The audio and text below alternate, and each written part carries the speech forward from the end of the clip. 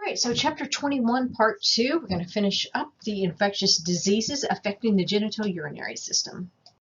So let's look at vaginitis and vaginosis. Vaginitis is an inflammation of the vagina, and that is characterized by vaginal itching. The most common cause of vaginitis is going to be Candida albicans, which is, of course, our yeast infection. The bacteria Gardnerella is also associated with a common condition in childbearing years. This is usually called vaginosis rather than vaginitis because it doesn't induce the inflammation of the vagina. Vaginosis is most likely a result from a shift of good bacteria to, like lactobacillus, to the bad bacteria, okay, like Gardnerella vaginalis. Candida albicans is a dimorphic or two-formed fungi, which is normal biota in the majority of humans. And when it becomes overgrown, due to things like a predisposition of taking antibiotics for a while, it can overgrow and cause a yeast infection. Okay, so it's normally low in numbers on a mucosal surface of the mouth, the gastrointestinal tract, vagina. So you can have yeast infections in other places, thrush for children. Any area that is warm and moist can actually usually harbor a yeast infection, okay? And so you can have a vulvovaginal candidiasis. This is going to be easily seen on the Gram stain. After you get material during a pelvic exam, you will see pseudohyphae in the smear, and that is a clear indication that the yeast is actually growing and causing infection. All right. And so in otherwise healthy people, the fungi is not invasive and is going to limit itself into a surface infection. So infections of Candida can actually occur in the bloodstream, and those have a very high mortality rate. They do not normally stem from vaginal infections. This is seen more frequently in hospitalized patients. Patients with AIDS are at a high risk of developing systemic candidiasis. Vaginal infections are almost always opportunistic, so the conditions have to be set for this to occur. You can have a disruption to the normal biota, as I have said, when we take a course of antibiotics, and so that allows an opportunistic infection to occur. This is one of the reasons why we recommend that women eat yogurt. You can also have things like if you live in a coastal area and spend a lot of time in a wet bathing suit, for instance. Okay, you can also have some mechanical disruptions like a trauma to the vagina that can predispose for this. A chemical disruption that would be where your broad spectrum antibiotics falls. Diabetics, pregnant women, those are also going to be a little more predisposed to a vaginal yeast infection. Okay, and some women are actually more prone during menstruation. So a yeast infection can be transmitted through sexual contact, especially if the woman is experiencing overgrowth.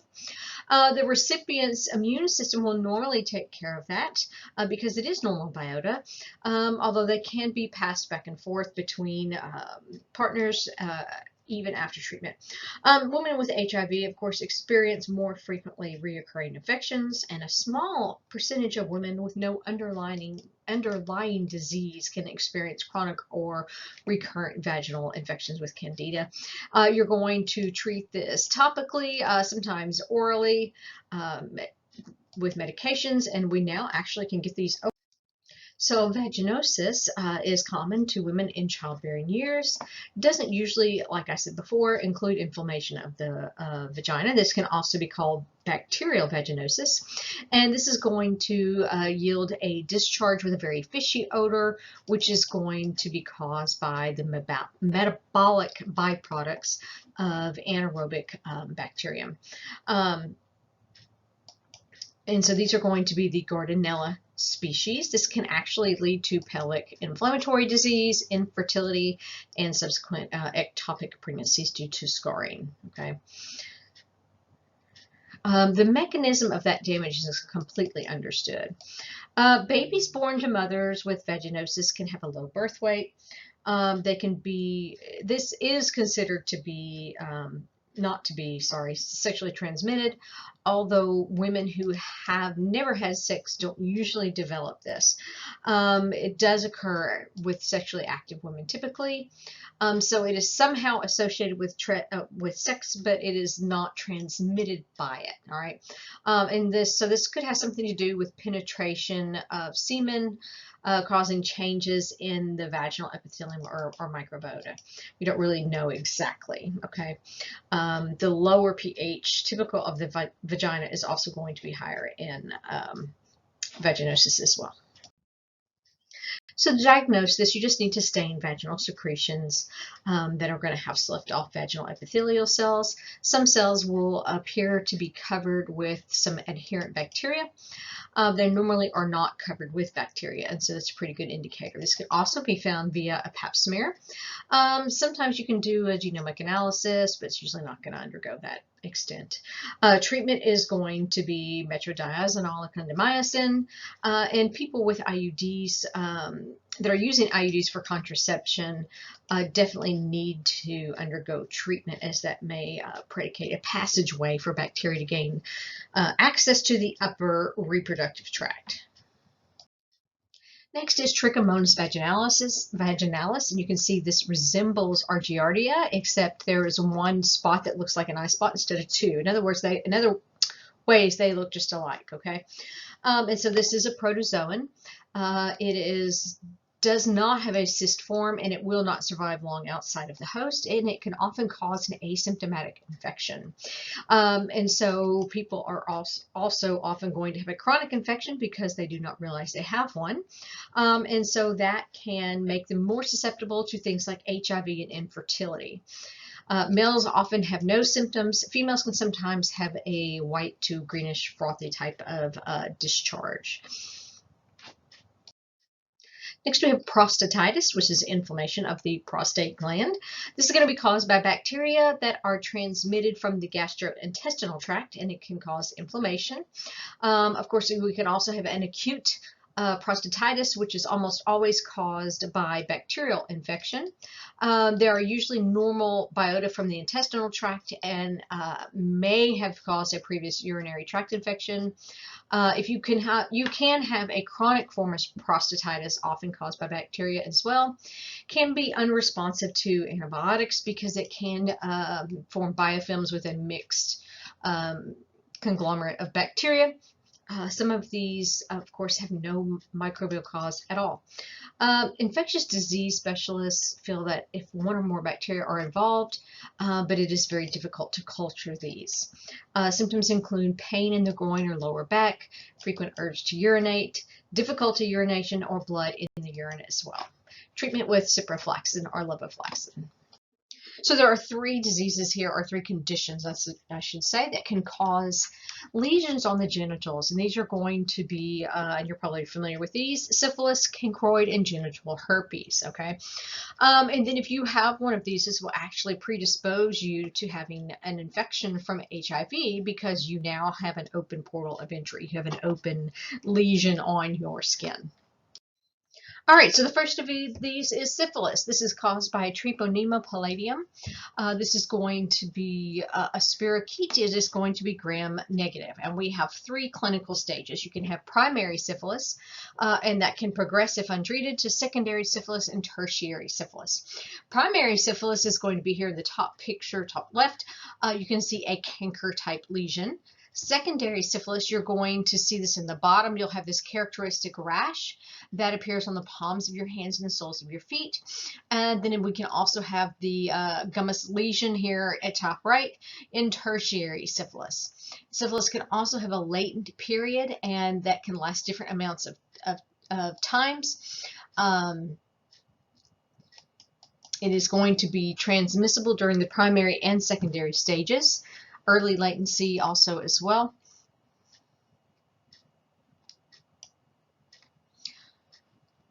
Let's see, did we say this was a spirochete and it is gram-negative? This is a parasite. It's got complex growth requirements, and so it must live inside a host cell. when the pathogen actually enters, you are going to develop a canker at the site of entry during primary syphilis. And these ulcers tend to be painless and may not even be noticed, especially if they are on internal surfaces. And they will heal basically spontaneously in 3 to 6 weeks, leaving no visible scar. At this time, the spirochete has actually gone into circulation and is entering a period of activity. If untreated now, secondary syphilis may occur, and you can have about 3 to 6 weeks where this is going to appear after the initial canker heals. You're going to have much more intense symptoms, and you're going to have more involvement in other body symptoms. You can have fever, headache, sore throat. You can have problems with your lymph nodes. You're going to have a red or brownish rash that can break out all over your skin, and you will actually have spirochetes in the lesions, and you can have complications for months or years after this. All right, so latency and tertiary syphilis. About 30% of infections can enter a latent period or latency period that can be, or that can last for up to 20 years. The bacteria, antibodies are pretty easy to find, but the bacterium itself is not. So the final stage in syphilis can be very rare today because we do have the use of antibiotics, thank goodness, right? You can also have a cardiovascular form of syphilis that can cause, because of damage to the arteries, aortic valves, that type of thing, it can cause heart failure. The gummus form of syphilis can cause painful, swollen tumors that can develop in the liver, the skin, bones, and cartilage. These are usually benign. Occasionally they can lead to death, but they will impair function. So the syphilis bacterium can pass from a pregnant woman's circulation into the placenta and be carried throughout fetal tissues.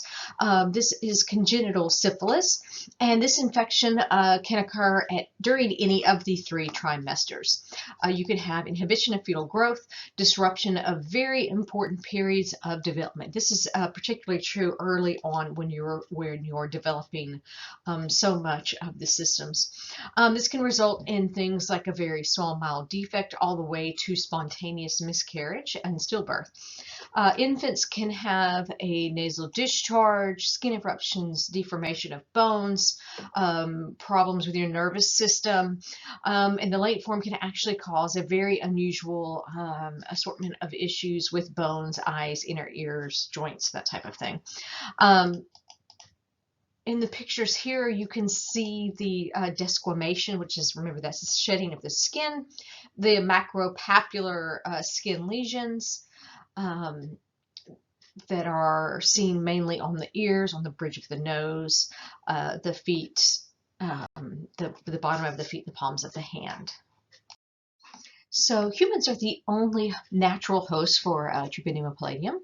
It is a very fastidious bacterium, does not survive very long outside of the host cells. It is destroyed by heat, desiccation, which is drying, disinfectant, soap, pH changes. It can live for a few minutes to hours when protected by bodily secretion. So in bodily fluids, it can live longer, even survive up to 36 hours in blood that has been stored. So the risk of infection with an infected sexual partner is 12 to 30% per encounter. Okay, so that's not over the period of time, but for every encounter that you have a 15 to 30% chance of contracting syphilis. So this is something that needs to be protected for, barrier protection like condoms, especially during the primary phase. We do not have a vaccine, and you're going to want to treat this with ciprofloxacin or levofloxacin. So Kinkroid is an ulcerative disease. This can start as a very small bump at the point of contact and then turn into a canker. This often is unnoticed in women, but is generally very painful for men, of course, due to just the structure of our genital anatomy. You can have inguinal, in the inguinal region, lymph nodes that are swollen and tender. This is going to be Haemophilus ducreyi. This is going to be a pleomorphic, so many shaped gram-negative rod. But it can change. And so this is going to have an exotoxin that's hemolysin. That's very important in the development of the Kinkroid. Very common in the tropics and the subtropics, but we don't see it that often in the United States. This is transmitted exclusively through direct contact, especially sexual contact, and this is very often associated with sex workers and poor hygiene. Uncircumcised men are more affected than a circumcised man. And then we do have people that can act as an asymptomatic carrier. So next is genital herpes. So after an initial infection, you may not have symptoms initially. This could cause, though, the appearance of a single or several vesicles on genitalia, peritoneum, thigh, even the buttocks. These are going to be very small and filled with clear fluid, very painful. They also may be accompanied by fever, malaise, which is that general feeling of unwealth, anorexia, which means loss of hunger, bilateral swelling, and tenderness in the groin area. We're going to have herpes simplex 1 and herpes simplex 2. Herpes simplex 2 is the one that causes genital lesions. It's really important that you distinguish between the two. Symptoms are going to be urethritis, which is inflammation of the urethra, cervicitis, inflammation of the cervix, and itching. Neonates can have contact with the lesions through the birth canal, can also be infected. Both herpes simplex virus 1, which is one that causes the cold sores, and herpes simplex virus 2 can cause genital herpes if the virus contacts the genital epithelium. Herpes simplex 1 is the virus that infects the oral mucosa generally and results in cold sores or fever blisters. We used to not think that they could be in other areas, but that is not what we have found to be true. So either virus can actually infect either region depending on the type of contact. HSV can begin asymptomatically or be serious enough to actually require hospitalization.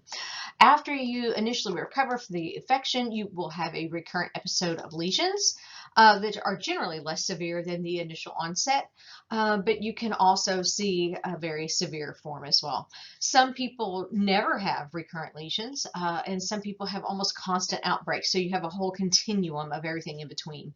The average number of episodes is going to be 4 to 5 per year.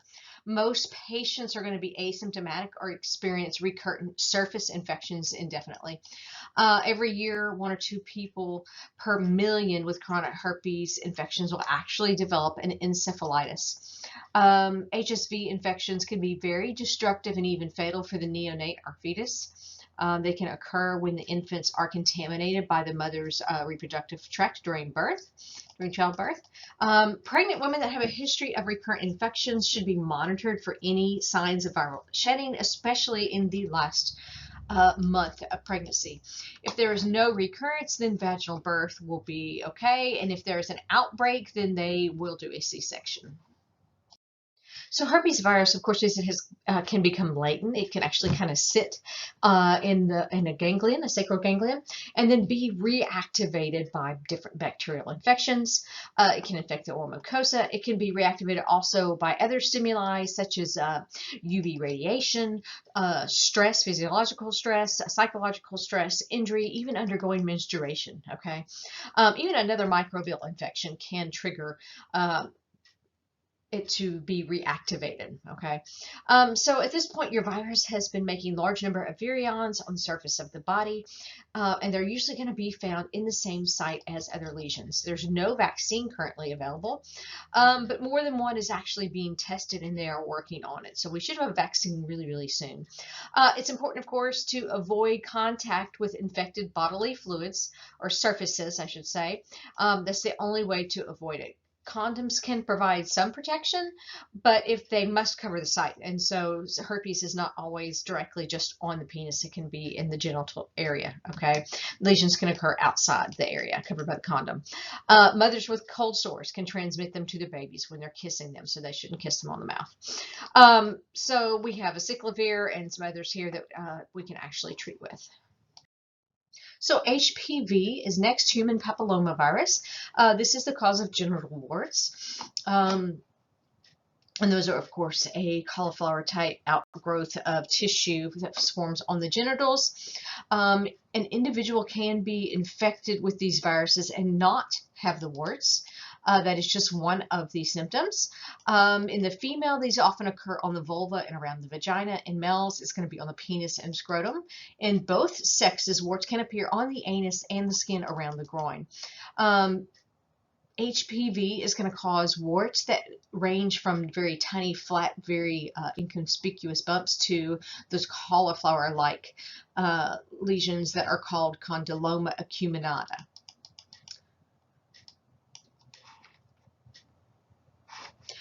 This can be a silent type of infection that can cause abnormal cell changes in the cervix, and this is how it can actually cause a malignancy or cervical cancer. This actually can cause the vast majority of cervical cancers. HPV can. About 4,000 women a year in the U.S. actually die from cervical cancer. Males can also get cancer from infection with these viruses. The penis and the anus are most often affected in males, but that is much less common than cervical cancer. Mouth and throat cancers have actually recently been associated with HPV. This is a non-enveloped DNA virus. It is Papoviridae. There are over 100 different types of HPV. Some are very specific to certain mucous membranes, others to the skin. Some actually cause plantar warts occurring on the soles of the feet, or seed warts. Flat warts can also be caused by HPV. And so the HPV vaccine is a biggie here. This is recommended for all adolescents because of the variety of cancers in both males and females. And the vaccine prevents infection for up to 9 different strains of the virus that cause both cancer and genital warts. The virus can be transmitted, of course, from male to female or female to male, however. So anyone, regardless of their sexual preference, should receive the vaccine.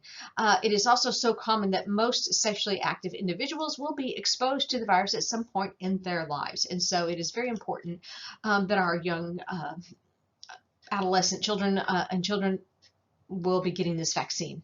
Okay. We actually have 5 different types here that are associated with causing cervical cancer. These are listed. And some species or strains, I should say, have a preference for growing on the cervix. And those can also, of course, cause cancerous change. Some put you at a higher risk for vulvar or penile cancer. And so scientists are really studying these.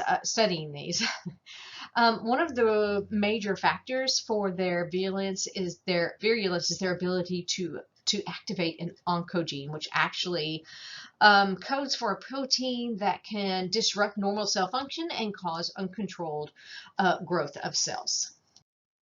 All right, so the mode of transmission here is direct contact. The CDC tells us that almost all sexually active adults will encounter HPV at some point in their life. So let's see, direct contact. The virus can actually be spread to other parts of the body. And of course, we can prevent infection. This vaccination, Gardasil and some other things, not Gardasil. Oh, I forget the name of the vaccine. You're probably familiar with it. Maybe it is Gardasil. This is going to prevent infection of the virus. But the best way to prevent is avoiding direct unprotected contact, okay, via unprotected sex, direct contact via unprotected sex, okay. So they are recommending children as young as the age of 9, okay, and some of that is because there is a decrease in the age of sexual onset. Let's see.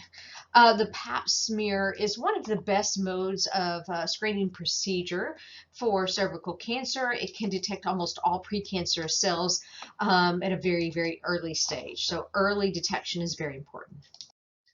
So the recommendation for Pap smears has actually been bumped up to the age of 21. But there's a very important stipulation that goes along with that.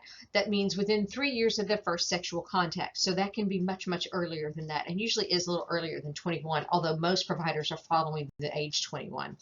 And so once you get HPV, it is incurable. You always have it, okay?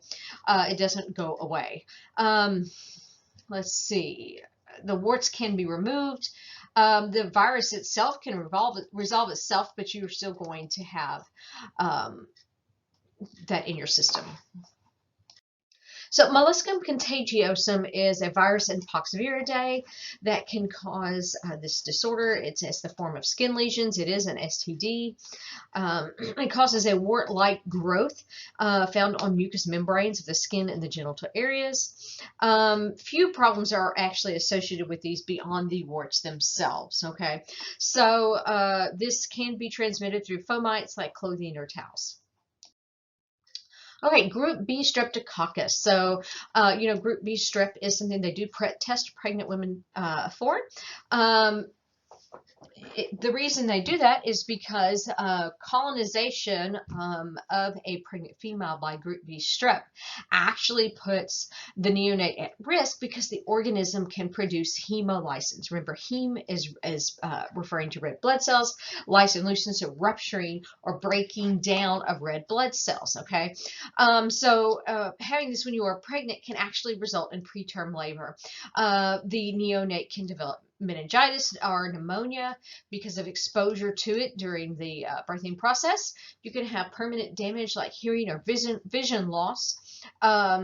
This is gram positive, and this is going to have a vertical transmission, mother to child.